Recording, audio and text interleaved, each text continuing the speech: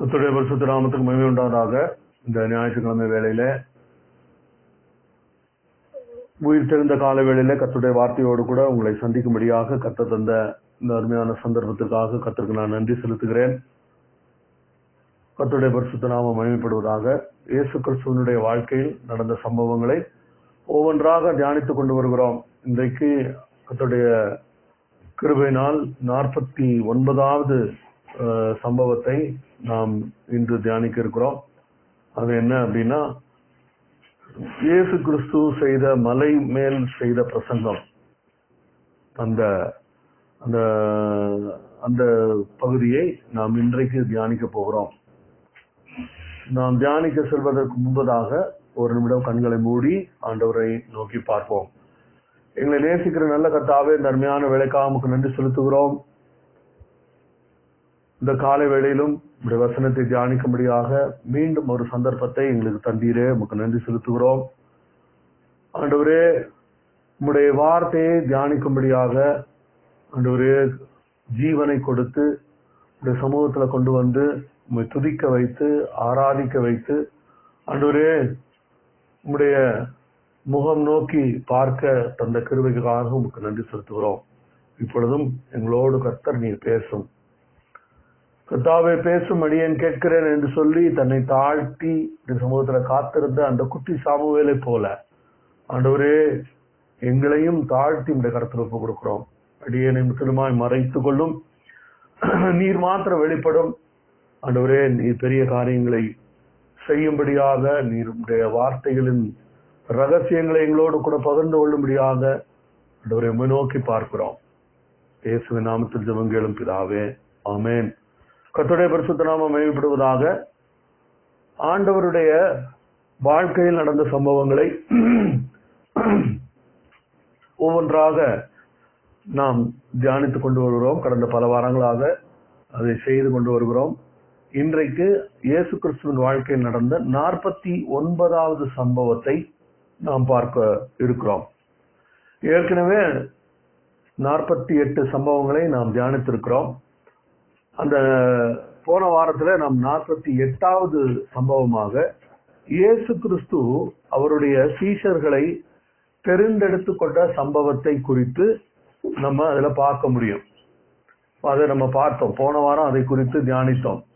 இயேசு கிறிஸ்து அவர் முழுவதும் ஜெபம் பண்ணி அவர் தன்னுடைய 12 சீஷர்களை அவர் தெரிந்து கொண்டார். அந்த 12 சீஷர்களை தெரிந்து கொண்டது மட்டுமல்ல, அவர்களுக்கு ஆண்டவர் அவரே பெயர்களையும் கொடுத்து அப்படி ஆண்டவர் தெரிந்து கொண்டதை நாம் பார்க்கிறோம். அப்படி தெரிந்து கொண்ட ஆண்டவர் வெறுமனே தெரிந்து கொண்டு அப்படியே விட்டுவிடவில்லை. அவர்களுக்கு ஆண்டவர் என்ன பண்ணாரு? அவர்களுக்கு அதிகாரத்தையும் பிசாசின் மேலும் வியாதிகளை சுகமாக்கும்படியாகவும் பிசாசுகளை துரத்தும்படியாகவும் வல்லமையையும் அதிகாரத்தையும் ஆண்டவர் கொடுத்தார். அந்த அதிகாரம் எப்படிப்பட்ட அதிகாரம்? It is a delegated authority. அப்படி டெலிகேட்டட் அத்தாரிட்டி அப்படின்னா என்ன அர்த்தம்? எனக்கு இருக்கிற அந்த அதிகாரத்தை உங்களுக்கு கொடுக்கிறேன் அப்படின்னா, I delegate my authority to you அப்படின்னா, நான் இருந்து செய்யக்கூடிய காரியங்களை நீங்கள் எனக்காக செய்ய முடியும். அந்த மாதிரி ஆண்டவர் அப்படிப்பட்ட அந்த அதிகாரத்தை அந்த ஜனங்களுக்கு, அந்த ஆண்டவர் அவருடைய சீஷர்களுக்கு, அந்த அப்போஸ்தலர்கள் என்று அழைக்கப்பட்ட அனுப்பப்பட்ட அந்த கூட்டத்தாருக்கு ஆண்டவர் கொடுத்ததை நாம் பார்க்கிறோம். அந்த கூட்டத்தார் அவர்களுக்கு இன்னொரு பெயரும் இருக்கிறது. அது என்ன பெயர்? அவர்கள் சீஷர்கள் என்று அழைக்கப்பட்டார்கள். முதலாக அந்த சீஷர்கள் என்கிற வார்த்தை அந்த இடத்துலதான் பிரயோகிக்கப்பட்டிருக்கிறது என்று வேத பண்டிதர்கள் சொல்லுகிறார்கள். அப்போ அந்த சீஷர்கள் என்று அழைக்கப்பட்ட அவர்களுக்கு இயேசு முதலாக அவர்களுக்கு கற்றுக் கொடுக்கிற ஒரு பகுதி தான் இந்த மலை பிரசங்கம் என்று அழைக்கப்படுகிற சர்மன் ஆன் த மவுண்ட் அப்படிங்கிறது. இந்த மலை பிரசங்கம் யாருக்காக செய்யப்பட்டது? அந்த வசனத்தை எடுத்து வாசிப்போம். மத்தேயுவின் சுவிசேஷம் 5வது அதிகாரம் 6வது அதிகாரம் 7வது அதிகாரம் என்று 3 அதிகாரங்களை கொண்ட ஒரு நீண்ட பிரசங்கம் தான் இந்த மலை பிரசங்கம் என்று அழைக்கப்படுகிறது. இந்த மலை பிரசங்கத்தினுடைய விஷயம் என்னன்னு கேட்டீங்கன்னா, இந்த செய்திகள் 4 சுவிசேஷங்களில் 2 சுவிசேஷங்களில் மட்டுமே காணப்படுகிறது. அது மத்தேயில காணப்படுகிறது. அதுக்கப்புறம் லூக்காவும் இதை குறித்து எழுதுகிறார். லூக்கா 6வது அதிகாரத்திலும் மத்தேயு 5, 6, 7 அதிகாரங்கள் இதுலதான் இந்த இயேசு கிறிஸ்துவனுடைய மலை பிரசங்கம் காணப்படுகிறது. இதுல மத்தேயு என்ன சொல்றாரு, அதை வாசிப்போம் பாருங்க. முதல் வசனம், மத்தேயு 5வது அதிகாரம் முதல் வசனம் இப்படி சொல்லுது: அவர் திரளான ஜனங்களை கண்டு மலையின் மேல் ஏறினார். அவர் உட்கார்ந்த போது அவருடைய சீஷர்கள் அவரிடத்தில் வந்தார்கள் என்று வாசிக்கிறோம். இது மத்தேயு இத குறிப்பா ஸ்பெசிபிக்கா சர்மன் ஆன் த மவுண்ட், அதாவது அவர் மலை மேல் ஏறினார் என்று அவர் குறிப்பிட்டு சொல்லுகிறதை பார்க்கிறோம். ஆனா லூக்கா இதை குறித்து எழுதும் போது அவர் மலையிலிருந்து இறங்கும் போது என்று சொல்லப்பட்டிருக்கிறதை லூக்கா 6வது அதிகாரத்துல நம்ம பார்க்க முடியும். பட் அவர் மலை மேல இருந்து சொன்னாரா அல்லது இறங்கும் போது சொன்னாரா அப்படிங்கிறது அது ஒரு பெரிய டிபேட்டபிள் மேட்டர் ஒன்றும் இல்லை. அதுல there is nothing to be decided also. So அது ஆனால் அந்த கலிலேயா பகுதி, இயேசு வாழ்ந்த அந்த கலிலேயா பகுதியில் அநேக குன்றுகள் இருந்தது. அப்படிப்பட்ட ஒரு குன்றின் மேல் ஏறிதான் இயேசு கிறிஸ்து ஜெபம் பண்ணினார். அப்படிப்பட்ட ஒரு குன்றின் மேல் ஏறி வேற ஒரு குன்றின் மேல ஏறி கூட இருந்து இயேசு இந்த பிரசங்கத்தை செய்திருக்க முடியும் என்று வேத பண்டிதர்கள் சொல்லுகிறதை நாம் கவனிக்க முடியும். கர்த்தருடைய பரிசுத்த நாமம் மகிமைப்படுவதாக. அப்போ அவர் சொன்ன இடம், அவர் பேசிய இடம் என்பது ரொம்ப பெரிய முக்கியம் இல்லை. ஆனா அதே சமயத்துல இஸ்ரவேல் ஜனங்கள் அவங்க என்ன பண்ணிட்டாங்க, சர்மன் ஆன் த மவுண்ட் இருக்கிற இடத்துல, அந்த இடத்துல ஒரு கோயிலை கட்டி அதை ஒரு டூரிஸ்ட் அட்ராக்ஷனா சென்டரா மாத்திட்டாங்க. ஸோ அதனால அது அவர்களுக்கு அது நிமித்தமா ஏதோ ஒரு பிரயோஜனம் இருக்கு. கர்த்தருக்கு ஸ்தோத்திரம். ஸோ அது தவிர அவர் எந்த இடத்தில் வைத்து இதை சொல்லி இருந்தார் அல்லது பேசினார் என்பதை குறித்து நமக்கு அது ஒரு பெரிய மேட்டர், ஒரு முக்கியமான விஷயம் இல்லை. இப்போ கர்த்தருக்கு ஸ்தோத்திரம். இந்த மலை பிரசங்கம் என்பது வரலாற்றுல திருப்பி பார்த்தால் பைபிள்ல இருக்கிற எல்லா போர்ஷன்லையும் மிக அதிகமாக பேசப்பட்ட, எழுதப்பட்ட, போதிக்கப்பட்ட வேத பகுதி என்றால் அது இந்த மலை பிரசங்கம் தான். இந்த மலை பிரசங்கத்தை குறித்து பண்ணப்பட்ட போதனைகள், சர்மன்ஸ், பிரசங்கம், எழுதின ஆர்டிக்கிள், எழுதப்பட்ட புஸ்தகங்கள், ரெக்கார்ட் பண்ணப்பட்ட வீடியோக்கள், அதையெல்லாம் எடுத்தா இந்த வாழ்க்கை போதாது. அவ்வளவு பேர் அதை குறித்து அவ்வளவு பேசி இருக்கிறார்கள். ஏனென்றால் அவ்வளவு ரிச்சான ஒரு வேத பகுதி இந்த பகுதி. கர்த்தருக்கு ஸ்தோத்திரம். இந்த மலை பிரசங்கத்தை குறித்து மிகப்பெரிய வரலாற்றில் இடம்பெற்ற மனிதர்களும் இதை குறித்து பேசி இருக்கிறதை நாம் பார்க்க முடியும். மகாத்மா காந்தி, நம்முடைய தேசத்தின் தந்தை என்று அழைக்கப்படுகிற மகாத்மா காந்தி, அவர் வேதத்தை, அவர் புதிய ஏற்பாட்டை வாசித்தார், அதை வைத்திருந்தார். அதுல அவர் அடிக்கடி எடுத்து வாசித்த அல்லது அவருக்கு மிக பிரியமான ஒரு வேத பகுதி என்றால் அது இந்த மலை பிரசங்கம் தான் என்று தன்னுடைய சுயசரிதையிலும் எழுதியிருக்கிறதை நாம் பார்க்க முடியும். அதே சமயத்துல இந்த மலை பிரசங்கம் இது இத மிக கடுமையாக, இது பிசாசனுடையது, இது இப்படி ஒரு காரியம் இருக்கவே முடியாது அப்படின்னு சொல்லி இந்த உலகத்தினுடைய மிக புகழ்பெற்ற தத்துவ ஞானிகள் இதை கரித்து கொட்டி இருப்பதையும் நம்மால் பார்க்க முடியும். கர்த்தருடைய பரிசுத்த நாமம் மகிமைப்படுவதாக. அப்படிப்பட்ட புகழுடைய இந்த மலை பிரசங்கத்தை ஒரு 40 நிமிஷத்துல நான் பிரசங்கம் பண்ணும் அப்படின்னு நினைச்சா அது உண்மையிலே அது சாத்தியமே இல்லாத ஒரு காரியம். கர்த்தருக்கு ஸ்தோத்திரம். ஆகவே நம்ம அத அந்த இதனுடைய ஒவ்வொரு வசனமா வாசிக்கணும்னா அதுக்கே கிட்டத்தட்ட அரை மணி நேரம் ஆகும். ஏன்னா மூணு அதிகாரம் இருக்கிறது. இயேசு கிறிஸ்து பல காரியங்களை குறித்து பேசி இருக்கிறார். அந்த எல்லாத்தையும் நம்ம வாசித்து அதை தியானிப்பது என்பது அது ஒரு பெரிய ஒரு ஹிமாலயன் அட்வென்ச்சர் தான் சொல்லணும். கர்த்தருக்கு ஸ்தோத்திரம். பல பரிசுத்தவான்கள் இந்த மலை பிரசங்கத்தை எடுத்து அதை வசனமாக வார்த்தை வார்த்தையாக எடுத்து பிரசங்கம் பண்ணி இருக்கிறதை நம்ம பார்க்க முடியும்.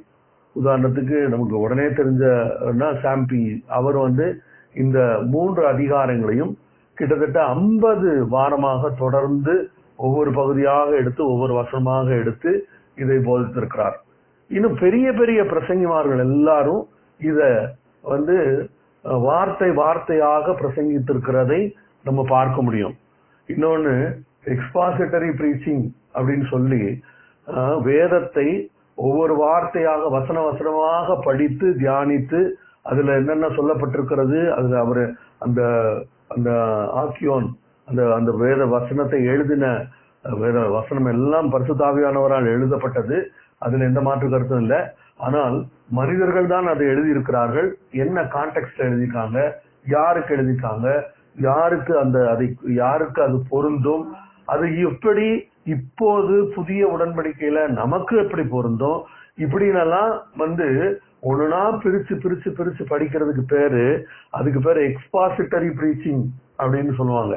இன்னொன்னு எக்ஸ்பாசிட்டரி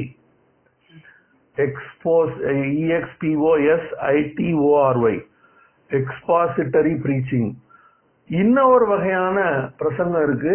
அந்த பிரசங்கம் என்னது, ஏதாவது ஒரு டாபிக் எடுத்துக்கிட்டு தேவன் அன்பாகவே இருக்கிறார் அப்படின்னு சொல்லிட்டு அன்பாக இருக்கிறார் அப்படிங்கிற இது அன்பு அப்படிங்கறதெல்லாம் எந்தெந்த இடத்துல எல்லாம் வருது அப்படின்னு சொல்லி எடுத்து பேசுறதுக்கு பேரு டாபிக்கல் பிரீச்சிங். இன்னொன்னு எக்ஸ்பாசிட்டரி பிரீச்சிங். அதுல the most reliable way of learning the word of God, ஆண்டவருடைய வார்த்தையை மிக துல்லியமாக ஆண்டவர் என்ன சொல்ல வருகிறார், யாருக்கு என்ன செய்தி என்பதை குறித்து சரியான முறையில் படிப்பது என்றால் அதுக்கு எப்படிதான் படிக்கணும், எக்ஸ்பாசிட்டரி பிரீச்சிங் மூலமா தான் படிக்கணும். அவருடைய ஒவ்வொரு வார்த்தையும் வரி வரியா கவனிச்சு அதுல என்ன அவர் சொல்ல வராருங்கிறதெல்லாம் படிக்கணும். ஓகே, இப்ப நம்ம அப்படிப்பட்ட ஒரு சீரீஸ் ஒண்ணு ஆரம்பிக்கல.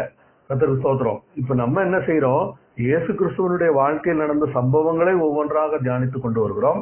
அதுல இது 49வது சம்பவமாக இவர் இங்கு பேசுகிறதை நம்ம பார்க்க முடியும். கர்த்தருக்கு ஸ்தோத்திரம். இதுல முக்கியமாக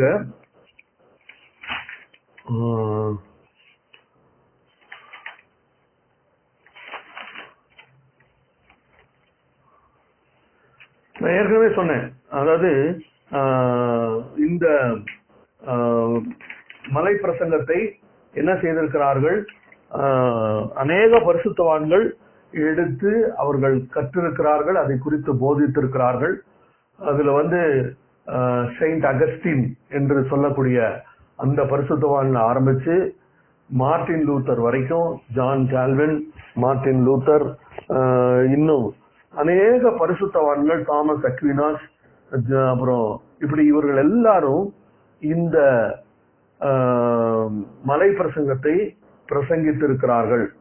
இயேசு கிறிஸ்து பேசின எல்லாவற்றிலும் மிக நீண்ட பிரசங்கம் இது என்று நம்மால் அறிந்து கொள்ள முடியும். இயேசு கிறிஸ்து அவர் எல்லா இடங்களிலும் போகிற இடங்களெல்லாம் அவர் என்ன பண்ணாரு, அவர் பிரசங்கம் பண்ணினார், அவர் ஜனங்களை சுகமாக்கினார். ஆனா எல்லா இடத்துலயும் இயேசு என்ன பண்ணாரு, அவர் பிரசங்கமும் பண்ணினார். அப்படி பண்ண பிரசங்கங்கள் ஏராளமான பிரசங்கங்கள் இருக்கிறது. இன்னும் ஒரு இடத்துல ஆண்டவருடைய வார்த்தையில என்ன பார்க்க முடியும், அவர் நாளெல்லாம் அவர்களோடு பேசிக் கொண்டிருந்தார். அந்த 5000 பேரை போஷிக்கிற அந்த சம்பவத்துல இயேசு கிறிஸ்து 3 நாளா தொடர்ந்து பேசிக்கொண்டே இருக்கிறார். அவன் 3 நாளா தொடர்ந்து பிரசங்கம் பண்ணி கொண்டே இருக்கிறார், அவர்களுக்கு சொல்லி கொடுத்து கொண்டே இருக்கிறார். அப்போ அந்த 3 நாள் அவர் பேசுனதையும் ரெக்கார்ட் பண்ணி அதை டிரான்ஸ்கிரைப் பண்ணி எழுதியிருந்தா அது எவ்வளவு பெரிய பிரசங்கமா இருந்திருக்கும், அது மிகப்பெரிய பிரசங்கமா இருந்திருக்கும். ஆனால் அது எல்லாம் இயேசுவினுடைய எல்லா பிரசங்கங்களும் வேதத்தில் எழுதப்படவில்லை.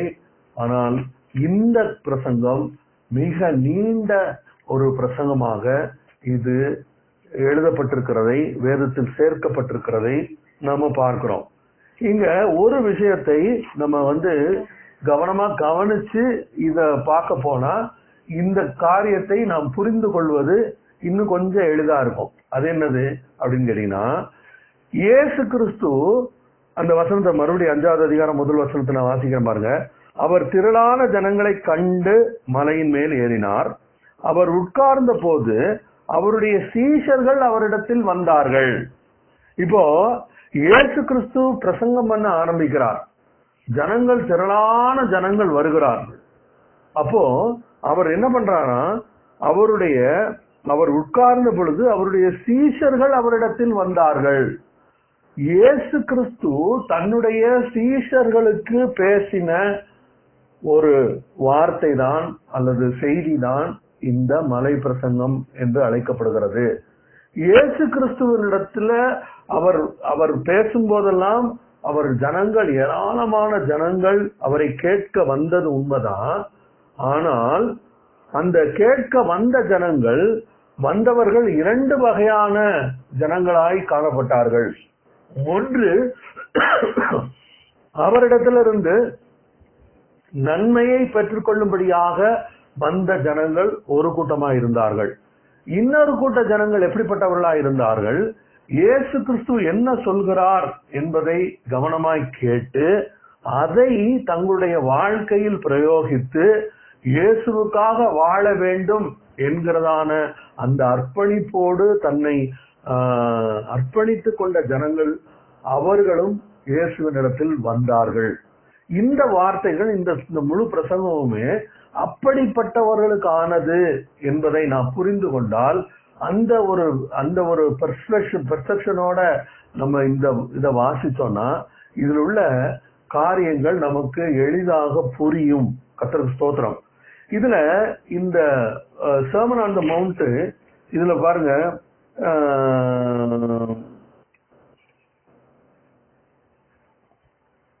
இது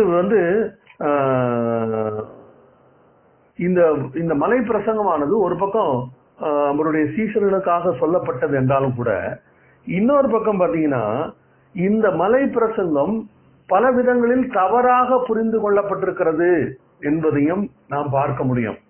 இன்னும் இத பத்தி ஒரு அமெரிக்கால ஒரு கேலப் அப்படின்னு சொல்லக்கூடிய ஒரு ஜனங்களை அவங்க கிட்ட சர்வே எடுக்கக்கூடிய ஒரு மிக ஃபேமஸான ஒரு நிறுவனம் இருக்கிறது, கேலப் போல் அப்படின்னு சொல்லுவாங்க.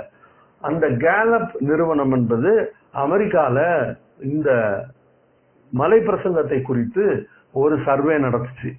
அந்த சர்வே நடத்தின போது அவர்கள் என்ன கண்டுபிடித்தார்கள் என்றால், மலை பிரசங்கத்தை செய்தது யார் என்பதுதான் அவரிடத்துல கேட்கப்பட்ட கேள்வி.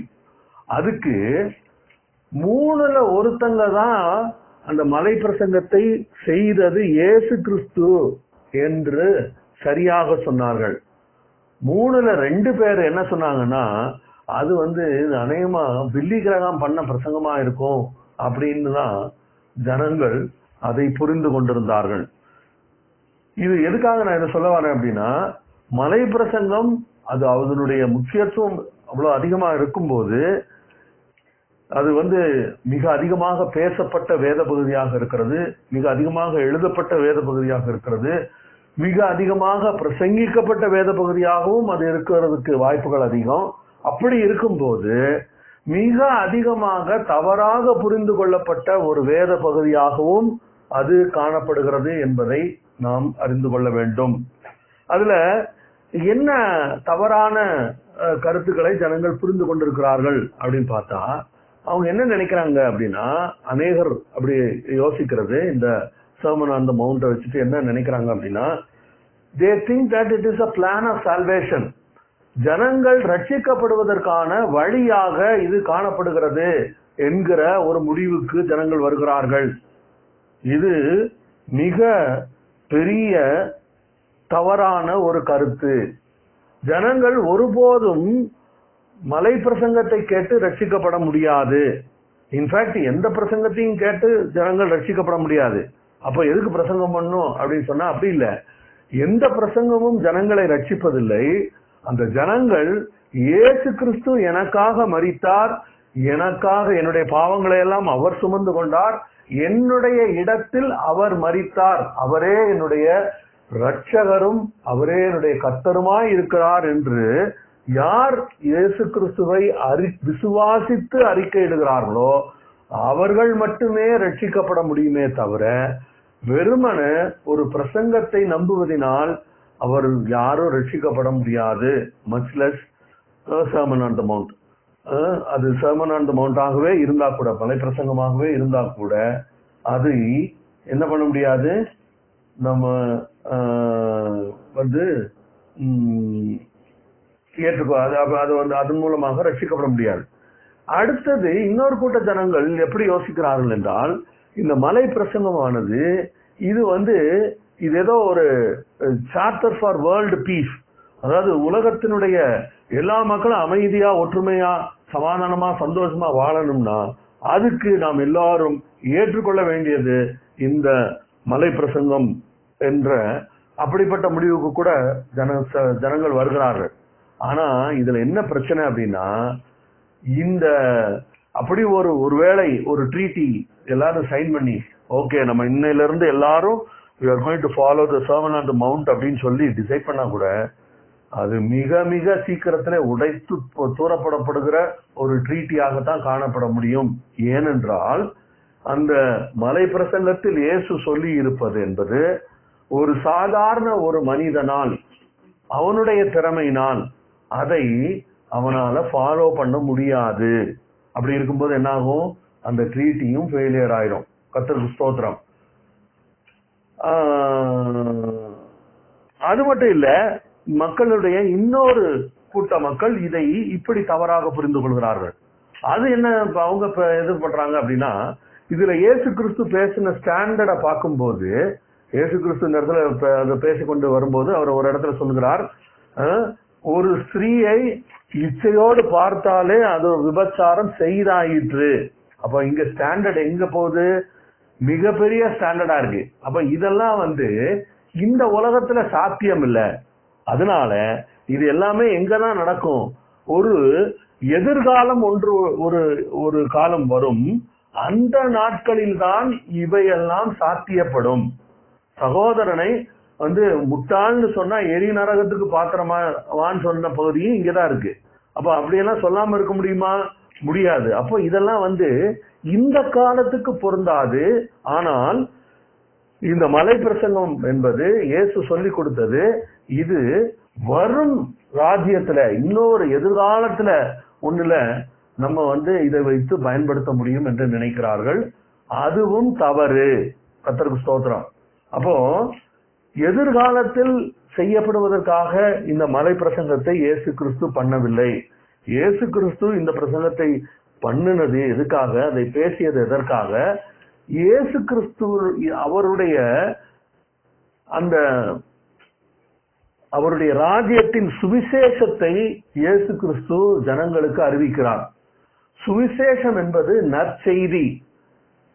அதுதான் ஒரு ஆத்தர் இப்படி சொன்னாரு, gospel is the sermon on the mount is not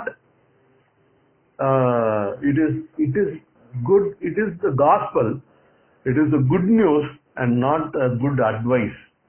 அப்படின்னா என்ன அர்த்தம், இதன்படி நடக்க வேண்டும், இப்படியெல்லாம் செய்யணும் அப்படின்னு சொல்லி மறுபடியும் ஜனங்களை ஒரு கட்டுக்குள்ளாக்குவதற்காக இயேசு கிறிஸ்து இந்த மலை பிரசங்கத்தை இயேசு கிறிஸ்து செய்யவில்லை. அப்போ ஆனா அப்படி பார்த்தா இதுல நிறைய டூஸ் அண்ட் டோன்ஸ் இருக்கு. மலை பிரசங்கத்துல இதெல்லாம் இதெல்லாம் செய்யக்கூடாது அப்படின்னு நிறைய காரியங்கள் இயேசு கிறிஸ்து சொல்லி இருக்கிறாரே. அப்போ அது ரூல் இல்லையா அப்படின்னா, இல்ல, அவர் சொல்லி இருக்கிறார், உண்மைதான். ஆனால் அதை எப்படி சாத்தியப்படுத்த முடியும்? சாதாரண ஒரு மனுஷன் அவனுடைய திறமையினால் இதை சாத்தியப்படுத்த முடியாது. ஆனால் அதே மனுஷன் என்ன செய்யணும்? இயேசு கிறிஸ்துவை ஏற்றுக்கொண்டு அவருடைய ராஜ்யத்தின் புத்திரனாக மாறும்போது அவர் கொடுக்கிற கிருபையினால், பரிசுத்தாவியானவருடைய பலத்தினால் இதுல உள்ள எல்லாவற்றையும் செய்து முடிக்க முடியும். அதற்காகத்தான் இயேசு கிறிஸ்து இந்த பிரசங்கத்தை செய்தார். கர்த்தருக்கு ஸ்தோத்திரம். அப்போ இந்த மலை பிரசங்கம் என்பது ஒரு முக்கியமான ஒரு காரியத்தையும் அது குறிக்கிறது. அது என்னது? அது முதலாவது அது என்ன பண்ணுது? அது தேவனுடைய, அதாவது ராஜ்யத்தின் நற்செய்தியாக காணப்படுகிறது. தேவனுடைய ராஜ்யம், இயேசு கிறிஸ்து முதல்ல பிரசங்கம் பண்ணும்போது எப்படிதான் சொன்னாரு? மனம் திரும்புங்கள், மனம் திரும்புங்கள், பரலோக ராஜ்யம் சமீபமாய் இருக்கிறது அப்படின்னு சொல்லிதான் இயேசு கிறிஸ்து பிரசங்கம் பண்ணாரு. அப்ப மனம் திரும்புங்கள், பரலோக ராஜ்யம் சமீபமாய் இருக்கிறது என்றால் அதுக்கு என்ன அதனுடைய காரணம்? பரலோக ராஜ்யத்தினுடைய அந்த தன்மைக்குள்ளாக ஒரு மனிதன் வரும்போது அவனால என்ன பண்ண முடியும்? அவனுக்கு ஆண்டவருடைய கிருபை இருக்கிறது, பரிசுத்தாவியானவருடைய துணை இருக்கிறது. அதனால அவனால இதுல செய்யக்கூடிய, இதுல சொல்லப்பட்டிருக்கக்கூடிய மிக உயர்ந்த ஸ்டாண்டர்டை கூட அவனால சாதிக்க முடியும். கர்த்தருடைய பரிசுத்த நாமம் மகிமைப்படுவதாக. அப்போ இது ஓகே. அப்படி அதுக்காக எதுக்காக கொடுக்கப்படுகிறது? அந்த அவருடைய வல்லமையை கொண்டும் அவருடைய பலனை கொண்டும் நாம் ஆண்டவருடைய ராஜ்யத்துல வாழ்வதற்கு அவர் கிருபை கொடுக்கிறார். அதனுடைய ஒரு காரியமாக, அதுல நம்ம ஃபாலோ பண்ண வேண்டிய விஷயமாக இதுல இருக்கிறது என்பதை நாம் புரிந்து கொள்ள முடியும். அதுல ஒரு காரியத்தை ஒரு உதாரணத்துக்கு நான் சொல்றேன். மத்தேயு 6வது அதிகாரத்துல 33-34 என்ன சொல்லப்பட்டிருக்கிறது? முதலாவது தேவனுடைய ராஜ்யத்தையும் அவருடைய நீதியையும் தேடுங்கள், அப்போது இவைகளெல்லாம் உங்களுக்கு கூட கொடுக்கப்படும் என்று இயேசு கிறிஸ்து சொல்லுகிறதை பார்க்கிறோம். முதலாவது தேவனுடைய ராஜ்யத்தையும் அவருடைய நீதியையும் யாரால தான் தேட முடியும்? ஒரு ரட்சிக்கப்பட்ட இயேசு கிறிஸ்துவை கர்த்தரும் ரட்சகருமாக ஏற்றுக்கொண்ட ஒரு மனிதனாலதான் தேவனுடைய ராஜ்யத்தை தேட முடியும். அப்படி தேடும் போது ஆண்டவர் என்ன சொல்றாரு? இப்பொழுது மற்ற காரியங்கள் உங்களுக்கு அதெல்லாம் தன்னால வரும், அவையெல்லாம் பின்னாடி உன்னை தேடி வரும், உன்னை பின்பற்றி வரும், உன்னை துரத்தி வரும், உன்னை மேற்கொண்டு வரும் என்று ஆண்டவர் சொல்லி இருக்கிறதை நாம் பார்க்க முடியும். கர்த்தருக்கு ஸ்தோத்திரம். இதுல இத படிக்கும் போது இயேசு கிறிஸ்து அவருடைய ஒரு சாலிட் டீச்சிங்க அவர் அதை சொல்லி கொடுத்து அவருடைய ஊழியத்தை ஆரம்பிக்கிறதை பார்க்கிறோம். அப்போ அதை சொல்லும் போதே அது அந்த டீச்சிங்ல இருந்து ஆரம்பிக்கிறார் அப்படின்னா நமக்கு என்ன ஞாபகம் வரணும் அப்படின்னா, ஆண்டவர் கொடுத்த நியாய பிரமாணம் ஒரு பக்கம், இன்னொன்னு இயேசு கிறிஸ்து சொன்ன மலை பிரசங்கம். இதுல பார்க்கும்போது இதுல ஒரு ரொம்ப இன்ட்ரெஸ்டிங்கான சில விஷயங்களை நம்ம பார்க்க முடியும். அது என்ன அப்படின்னு கேட்டா, there are so many similarities between Jesus Christ and Moses. மோசே சீனாய் மலை மேல் ஏறி போய் அந்த 10 கட்டளைகளை வாங்கி கொண்டு வந்தான். இயேசு கிறிஸ்து மலையின் மேல் இருந்து ஆண்டவர் என்ன பண்ணாரு? இந்த மலை பிரசங்கத்தை செய்கிறதை பார்க்கிறோம். இன்னும் சொல்ல போனா உபாகமம் 8வது அதிகாரம் 18வது வசனத்துல 8-18 உபாகமம் 18-18ல மோசே என்ன சொல்றாரு? மோசே சொல்லக்கூடிய அந்த தீர்க்கதரிசி இவர் தான். யாரு? இயேசு கிறிஸ்துவை தான் அவர் சொல்கிறார். என்ன சொல்றார் பாருங்க, இந்த 18வது வசனம். உன்னை போல ஒரு தீர்க்கதரிசியை நான் அவர்களுக்காக அவர்கள் சகோதரரிலிருந்து எழும்ப பண்ணி என் வார்த்தைகளை அவர் வாயில் அருளுவேன். நான் அவருக்கு கற்பித்ததையெல்லாம் அவர்களுக்கு சொல்லுவார். கர்த்தருக்கு ஸ்தோத்திரம். இப்படி மோசே முன் அறிவித்தது யார? இயேசு கிறிஸ்துவை தான் அவர் முன் அறிவித்திருக்கிறார். அப்போ இயேசு கிறிஸ்து இன்னொரு இன்ட்ரெஸ்டிங்கான ஒரு விஷயத்தையும் இதுல பார்க்க முடியும். அது என்னது? மோசேயினுடைய சீஷன் அல்லது மோசேயினுடைய ரைட் ஹேண்டா இருந்தது அவர் பேர் என்ன? மோசேக்கு ஹெல்ப் பண்ணது யாரு? மோசேக்கு கூட இருந்து ஹெல்ப் பண்ணது ஜோஷுவா. மோசேக்கு அடுத்தாப்புல அவனுடைய இடத்துக்கு வந்தது யாரு? ஜோஷுவா. அந்த ஜோஷுவா அப்படிங்கிற வார்த்தையே என்னதான் அர்த்தம்? இயேசு. இயேசு என்கிற வார்த்தை அதனுடைய மூல பதம் என்னது? ஜோஷுவா. அப்போ மோசேயை பின்பற்றி யோசுவா வந்தது போல மோசேயினுடைய நியாயப்பிரமாணத்தை பின்பற்றி இயேசு கிறிஸ்து அவருடைய ஜனங்களுக்கு, அவருடைய சீஷர்களுக்கு கற்றுக் கொடுக்கிற விஷயம்தான் இது. இந்த மலை பிரசங்கமாக காணப்படுகிறது. கர்த்தருக்கு ஸ்தோத்திரம். இதுல இயேசு கிறிஸ்து மோசே பாருங்க, மோசே அவர் என்ன பண்ணாரு? அவர் வந்து ஜனங்களை விடுதலையாக்கினார். அப்புறம் என்ன பண்ணாரு? செங்கடலை பிளந்தார். அதுக்கப்புறம் 40 வருடம் ஜனங்களை வனாந்திரத்துல நடத்தி பின்பு அவர்கள் எங்க போய் சேர்ந்தார்கள்? பாலும் தேனும் ஓடுகிற கானான் தேசத்துக்கு போனார்கள். இயேசு கிறிஸ்துவனுடைய வாழ்க்கையில பார்த்தா இயேசு கிறிஸ்து பிறந்தார், அவர் ஞானஸ்நானம் எடுத்தார், அதுக்கப்புறம் 40 நாள் அவர் பிசாசினால் சோதிக்கப்பட்டார். பின்பு என்ன பண்ணாரு? ஜனங்களுக்கு பிரசங்கிக்க ஆரம்பித்தார். கர்த்தருடைய பரிசுத்த நாமம் மகிமைப்படுவதாக. ஆனா இது இப்படி இயேசுவுக்கும் மோசேக்கும் நிறைய ஒற்றுமைகள் இருக்கிறது. இன்னொரு இன்ட்ரெஸ்டிங்கான ஒற்றுமை என்ன அப்படின்னா, ரெண்டு படிச்சுன்னு ஞாபகம் வர வேண்டியது என்ன அப்படின்னா, அந்த இருவருமே மோசேயும் சரி இயேசு கிறிஸ்துவும் சரி அவர்கள் சிறு பிறந்த குழந்தையாக இருக்கும் போதே கொல்லப்படும்படியாக அவர்கள் பிசாசினால் அவங்களை கொல்ல பிசாசு முயற்சி செய்ததை நாம் பார்க்க முடியும். மோசே அவனை 3 மாசம் அவங்க அம்மா பத்திரப்படுத்தி அதுக்கப்புறம் என்ன பண்ணிட்டா? நைல் நதியில விட்டா. ஆனால் ஆண்டவர் மோசேக்கு மேல ஒரு திட்டம் வைத்திருந்தபடினால் அவனை அந்த போத்திபாரினுடைய மகளே வளர்த்து ஆண்டவர் அந்த மோசேயை பாதுகாத்தார். கர்த்தருக்கு ஸ்தோத்திரம். அதே போல இயேசு கிறிஸ்துவனுடைய வாழ்க்கையிலையும் அதே தான் நடந்தது.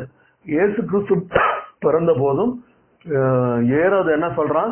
2 வயதுக்குட்பட்ட பிள்ளைகளை கொல்ல வேண்டும் என்று கட்டளை பிறப்பித்தான். அந்த ஊர்ல இருக்கிற எல்லா பிள்ளைகளுமே கொல்லப்பட்டார்கள் என்று வரலாறு சொல்கிறது. அப்படி இருக்கும்போது அதிலிருந்து தப்பி ஆண்டவர் என்ன பண்ணாரு? ஆண்டவர் யோசேப்பின் இடத்துல பேசி நீ எகிப்துக்கு ஓடிப்போன்னு சொல்லி எகிப்துக்கு ஆண்டவர் அவனை அனுப்பிவிட்டபடினால் இயேசு கிறிஸ்து பாதுகாக்கப்பட்டார். அப்போ அப்படி பாத்தீங்கன்னா மோசேயும் சரி இயேசு கிறிஸ்துவும் சரி அவர்கள் இருவருமே எகிப்திலிருந்து வரவழைக்கப்பட்டவர்கள். கர்த்தருடைய பரிசுத்த நாமம் மகிமைப்படுவதாக. இப்படி இருக்கக்கூடிய இந்த ஒற்றுமைகள் இப்படி இருக்க, இவங்க 2 பேருக்கும் நிறைய சோமனி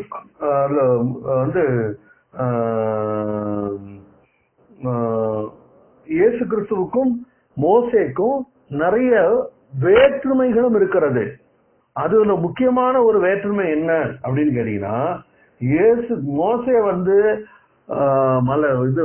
சீனாய் மலையின் மேல் ஏறி அவன் அந்த கற்பனையை பெற்றுக்கொள்ளும் போது அங்கு என்ன நடந்தது?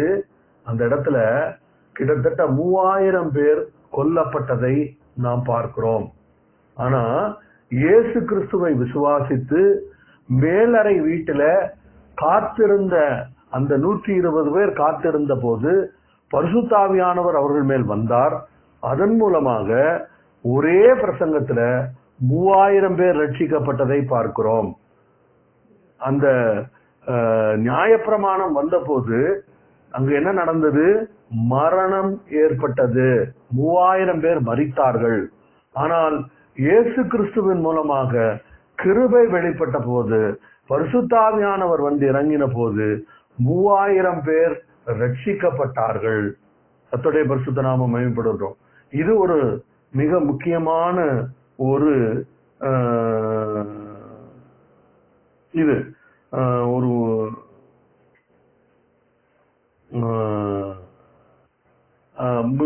அந்த இயேசு கிறிஸ்துவுக்கும் மோசேக்கும் உள்ள மிகப்பெரிய மிக முக்கியமான வித்தியாசம் இதுவா இந்த காரியமாக காணப்படுகிறது. கர்த்தருடைய பரிசுத்த நாமம் மகிமைப்படுவதாக. அது மட்டும் இல்ல, இப்போ இயேசு கிறிஸ்து வந்து வெளிப்பட்டது நிமித்தமாக, இயேசு கிறிஸ்து வந்தது நிமித்தமாக ஆண்டவருடைய வார்த்தை என்ன சொல்லுது? கிருபையும் என்னமும் வெளிப்பட்டுச்சான். இயேசு கிறிஸ்துவின் மூலமாக கிருபையும் சத்தியமும் வெளிப்பட்டது. ஆனால் மோசேயின் மூலமாக என்ன வெளிப்பட்டது? நியாயப்பிரமாணம் வந்துச்சு. அந்த நியாயப்பிரமாணம் ஜனங்களை கொன்றது. இன்னும் சொல்ல போனா, அந்த நியாயப்பிரமாணத்தை பெற்றுக்கொள்ளும் போது அந்த ஜனங்கள் மத்தியில் இருந்த பாவம் வெளிப்பட்டது. எப்படி வெளிப்பட்டது? மலையின் மேல இருந்து மோசே அந்த நியாயப்பிரமாணத்தை வாங்கி வருவதற்கு காலம் செல்லுகிறது. அந்த நியாயப்பிரமாணம் அங்க தயாராகி கொண்டிருக்கிறது. கையில கொடுக்கப்படும் போது அந்த நியாயப்பிரமாணம் வெளிப்பட்ட உடனே இங்க என்ன பண்ணுது? இவங்க எல்லாம் என்ன பண்றாங்க? அவர்கள் தங்களுக்கென்று ஒரு கன்றுக்குட்டியை செய்தார்கள். உள்ள இருக்கிற பாவம், நியாயப்பிரமாணம் எப்பவுமே என்ன செய்யும்? பாவத்தை தான் வெளிப்படுத்தும். இன்னும் சொல்ல போனா பவுல் வந்து 1 தீமோத்தேயுல எழுதுறாரு, நியாயப்பிரமாணம் யாருக்காக கொடுக்கப்பட்டது? அந்த லிஸ்ட் இப்ப நம்ம இங்க வாசிக்க வேண்டாம். 1 தீமோத்தேயு 1வது அதிகாரத்திலேயே அது இருக்கு. நியாயப்பிரமாணம் கொடுக்கப்பட்டது நீதிமான்களுக்காக, நியாயப்பிரமாணம் கொடுக்கப்படவில்லை. அப்போ அந்த நியாயப்பிரமாணத்தையே வந்து பேசும்போது என்ன நடக்கும்? நியாயப்பிரமாணத்தை பேசும்போது ஜனங்கள் மத்தியில பாவத்தை குறித்த அறிவு பெருகும், பாவம் பெருகும், சாபம் தான் வரும். ஆனால் கிருபை வெளிப்படும் போது ஜனங்கள் அதிலிருந்து வெளியில வந்து விடுதலையோடு ஆண்டவரை ஆராதிக்க ஆரம்பிப்பார்கள். கர்த்தருடைய பரிசுத்த நாமம் மகிமைப்படுவதாக. இப்போ இவ்வளவு காரியம் பார்த்தோம். எவ்வளவு நேரம் ஆச்சு? 38 நிமிஷம் ஆயிடுச்சு. கர்த்தருக்கு ஸ்தோத்திரம். இதுல சில காரியங்களை மட்டும் இந்த ஆண்டவருடைய இந்த மலை பிரசங்கத்துல இருந்து சொல்லக்கூடிய ஒரு சில ரொம்ப ரொம்ப ப்ராமினன்டான சில விஷயங்கள். இயேசு கிறிஸ்து சொன்ன வார்த்தைகள் எல்லாமே முக்கியம். இயேசு கிறிஸ்து பண்ணின ஒவ்வொரு வார்த்தையுமே ரொம்ப ரொம்ப முக்கியம். அதில் சில விஷயங்களை மட்டும் நம்ம வந்து ஒரு சின்ன லிஸ்ட் ஒன்று நான் எடுத்தேன். அந்த லிஸ்ட்டை மட்டும் உங்களோட ஷேர் பண்ணிட்டு இந்த செய்தியை முடிச்சிருவோம். முதலாவது என்ன பார்க்கிறோம்? அந்த அந்த அந்த சேம் லைன்ஸ், மோசேயுடைய நியாயப்பிரமாணத்தை பெற்றுக்கொள்றா. இங்க இயேசு கிறிஸ்து இது பண்ணும்போது அதுல ஒரு இது என்னது? மோசேயுடைய நியாயப்பிரமாணம் it starts with dos and don'ts. இதை செய், இதை செய்யாத, இதை செய், இதை செய்யக்கூடாது. ஆனால் இயேசு கிறிஸ்துவனுடைய அந்த கிருபையின் வார்த்தைகள் என்ன செய்கிறது? அது வந்து நம்ம பார்க்கிறோம், blessed are the poor in the spirit, ஆவியில் எளிமை உள்ளவர்கள் பாக்கியவான்கள் என்று இயேசு கிறிஸ்து ஆரம்பிக்கிறத நம்ம பார்க்க முடியும். அப்போ இதுல இருந்து நம்ம முக்கியமான ஒரு காரியம் என்னது பார்க்கிறோம் அப்படின்னா, அந்த ஆவியில், அதாவது அது வந்து நியாயப்பிரமாணம் இதை செய்யாதன்னு சொல்லுது. ஆனால் கிருபை என்ன செய்கிறது? ஆண்டவர் என்ன செய்தார், இயேசு கிறிஸ்து நமக்காக என்ன செய்து முடித்திருக்கிறார் என்பதை குறித்து போதிப்பதுதான் இயேசு கிறிஸ்துவனுடைய வார்த்தை. இப்போ நம்ம என்ன பண்ண போறோம்? அது மட்டும் இல்ல, இது எடுத்த உடனே அந்த முதல் வசனம் என்னது? ஆவியில் எளிமை உள்ளவர்கள் பாக்கியவான்கள்.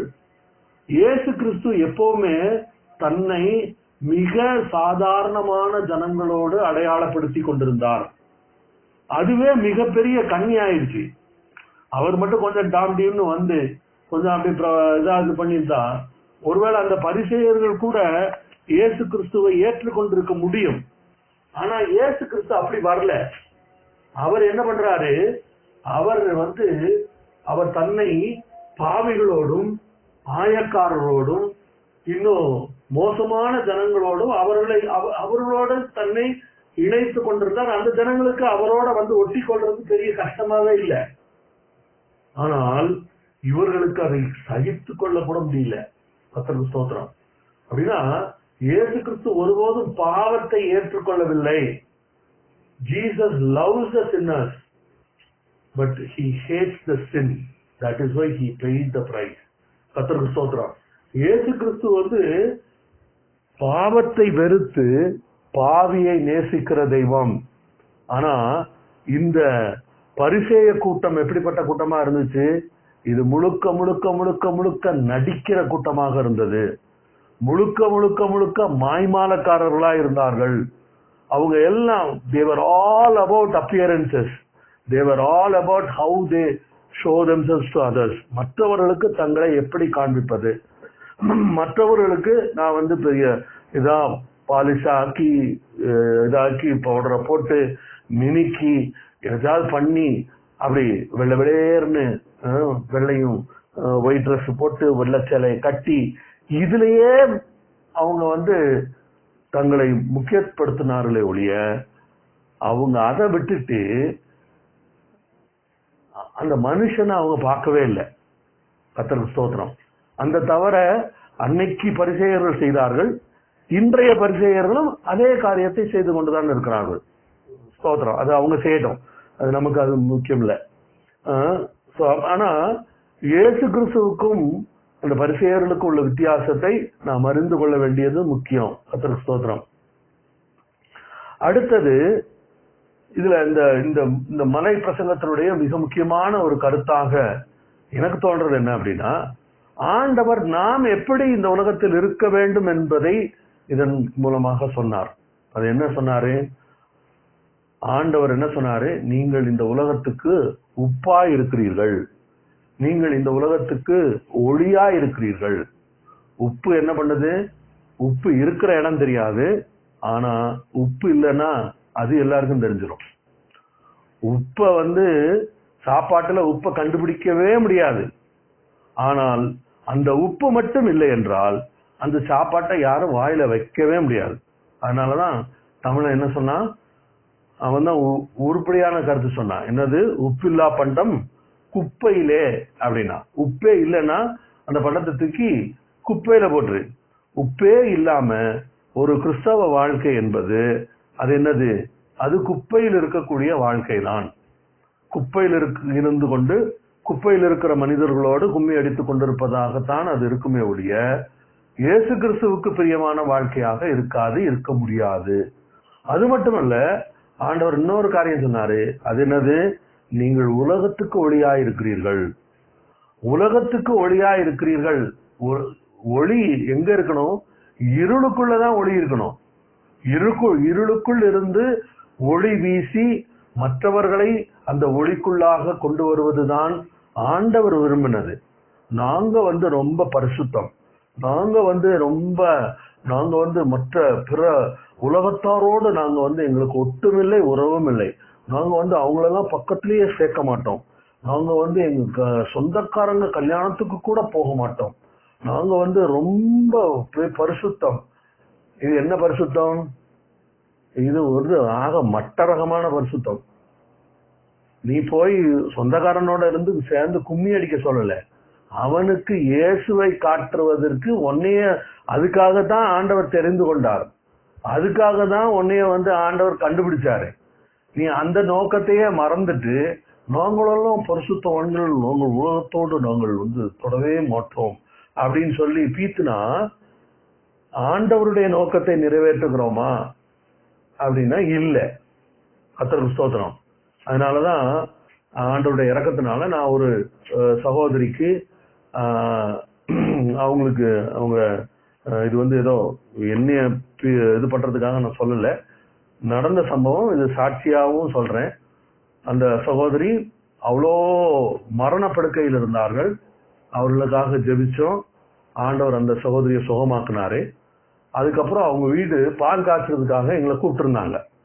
அப்போ அந்த சகோதரி அவர்கள் இந்து மார்க்கத்திலிருந்து முழுக்க அப்படியே அந்த எல்லா தெய்வங்கள் எல்லாத்தையும் கம்ப்ளீட்டா தொடச்சு தூர போட்டுட்டு நான் இனி இயேசுவுக்காக வாழ போறேன் அப்படின்னு சொல்லி தெளிவா முடிவெடுத்து அவர்கள் வாழ்ந்து கொண்டிருக்கிறார்கள். அவங்க வீடு கட்டுறாங்க, வீடு கட்டி பால் காய்ச்சுறாங்க. அதுக்கு என்னை கூப்பிட்டுருந்தாங்க, நானும் போயிருந்தேன். அந்த சமயத்துல அவருடைய சொந்தக்காரர்கள் எல்லாரும் அங்க இருந்தாங்க. அப்போ நான் அந்த சகோதரியை கூப்பிட்டு சொன்னேன், பாருங்க, நீங்க இயேசு கிறிஸ்துவை ஏற்றுக்கொண்டீங்க, நீங்க இயேசு கிறிஸ்துவுடைய பிள்ளை ஆயிட்டீங்க. அதனால உங்களுடைய சொந்தக்காரர்களை நீங்க தூக்கி எறியக்கூடாது. நாங்க அவங்க ஃபங்க்ஷனுக்கு எல்லாம் போக மாட்டோம் அப்படின்லாம் சொல்லக்கூடாது. நீ அங்க போய் அது சாமி கும்பிடுறதுக்கு அவங்களுடைய சாங்கியத்துல நீ உதவி செய்ய சொல்லி நான் உன்னைய சொல்லல. ஆனால் நீ அவர்களுக்கு எந்த விதத்திலெல்லாம் நீ அவர்களுக்கு அவருடைய நன்மையிலும் தீமையிலும் நீ உதவி செய்ய முடியுமோ அந்த விதத்திலெல்லாம் நீ செய்யணும். அதுதான் ஒரு கிறிஸ்தவனாக உன்னை குறித்து ஆண்டவருடைய நோக்கம், திட்டம். அதை விட்டுட்டு நான் இப்ப இயேசு கொண்ட பிள்ளை ஆயிட்டேன், அவங்களோடலாம் சேர மாட்டேன் அப்படின்னு சொல்லி நீ வெளியே வரக்கூடாது. அதுலயும் குறிப்பாக அந்த அந்த அந்த சகோதரியுடைய அம்மா வீட்டுக்காரங்க எல்லாரும் இருந்தாங்க. அவங்களையும் நிறைய இந்து மார்க்கத்துல இருக்கிறவங்க இருந்தாங்க. அவங்களும் அதை கேட்டுக்கிட்டு இருந்தாங்க. நான் குறிப்பா என்ன சொன்னேன்னா, உங்க வீட்டுக்காரருடைய அவங்க வீட்டுக்காரர்கள் எல்லாரும் அவர் வீட்டுக்காரரும் இன்னும் ஆண்டவரை ஏற்றுக்கொள்ளல. சோ அவங்க எல்லாருக்கும் நீ கிறிஸ்தவள் என்பதை காட்ட வேண்டும். அது எப்படி காட்ட முடியும்? கை நீட்டினாதான் காட்ட முடியும். கை நீட்டாம காட்டவே முடியாது. அதையும் சொல்லி அந்த பொண்ணுக்கு சொல்லி கொடுத்த, நான் அப்படி செய்வேன் பிரதர், அப்படி செய்வையா அப்படின்னு சொல்லி அந்த பொண்ணு சொல்லுச்சு. கர்த்தருக்கு ஸ்தோத்திரம். நாம் உலகத்துக்கு உப்பாக, உலகத்துக்கு ஒளியாக இருக்கும்படியாக அழைக்கப்பட்டிருக்கிறோம். கர்த்தருடைய பரிசுத்த நாமம் மேம்படுவதாக. இதெல்லாம் ஒரு வாரத்துல 40 நிமிஷத்துல சொல்லி முடிக்கக்கூடிய விஷயம் இல்லை. ஆனா கர்த்தர் எனக்கு கொடுத்த காரியத்தை உங்களோட ஷேர் பண்ண கர்த்தர் உதவி செய்தார். ஒரு கண்களை மூடி நாம் ஆண்டவரை நோக்கி பார்ப்போம். எங்களை நேசிக்கிற நல்ல கர்த்தாவே, இந்த அருமையான வேலைக்காக உங்களுக்கு நன்றி செலுத்துகிறோம். உண்மை நோக்கி பார்க்கிறோம் ஆண்டவரை. உண்மை நோக்கி பார்த்த முகங்கள் ஒருபோதும் வெட்கப்பட்டு போகல ஆண்டவரே. அவைகள் பிரகாசம் அடைந்தது என்று வாசிக்கிறோம் ஆண்டவரே. கர்த்தர் நல்லவர் சுவாமி. ஆண்டவரே, நீ நல்லவராக இருக்கிறபடினா நமக்கு நன்றி செலுத்துகிறோம் ஆண்டவரே. ஸ்தோத்திரம் ஸ்தோத்திரம் ஸ்தோத்திரம் ஸ்தோத்திரம் ஆண்டவரே. இந்த உலகத்துக்கு உப்பாக இருக்கும்படியாக, ஒளியாக இருக்கும்படியாக நீர் எங்களை அழைத்தீரே, தெரிந்து கொண்டீரே ஆண்டவரே. அந்த நோக்கத்தை நிறைவேற்ற எங்களுக்கு உதவி செய்யும். தொடர்ந்து வழி நடத்தும். இந்த வரமெல்லாம் பாதுகாத்துக் கொள்ளும். கையின் பிரயாசங்களை ஆசீர்வதியும். கேட்கிறவருடைய வாழ்க்கையில அவருடைய இருதயத்தின் விருப்பங்களை கர்த்தர் நிறைவேற்றி தாரும். நீண்ட நாட்களாய் காத்திருக்கிற காரியங்களுக்கு இந்த வாரங்கள்ல ஆண்டவரே, வருகிற நாட்கள்ல ஆண்டவரே, இந்த ஆகஸ்ட் மாசத்துல அவர்களுக்கு பதில்கள் உண்டாவதாக என்று ஆண்டவரே நாங்கள் இயேசுவின் நாமத்தினால் அவர்களை ஆசீர்வதிக்கிறோம் ஆண்டவரே. தொடர்ந்து வழி நடத்தும். எல்லா துதிகனமையும் நீர் எடுத்துக்கொள்ளும். இயேசுவின் நாமத்தில் ஜெபங்களும் பிதாவே, ஆமென். என் ஆத்மாவே கர்த்தரை ஸ்தோத்திரி, என் முழுமே கர்த்தரை நாமத்தை ஸ்தோத்திரி. என் ஆத்மாவே கர்த்தரை ஸ்தோத்திரி, அவர் செய்த சகலபாரனை வருவாதே, ஆமென். தொடர்ந்து என்னோடு இணைந்திருங்கள். மீண்டும் அடுத்த நிகழ்ச்சியில் உங்களை சந்திக்கும் வரை உங்களிடத்திலிருந்து விடைபெறுவது உங்கள் சகோதரன் சந்தோஷ். ஹல்லேலூயா.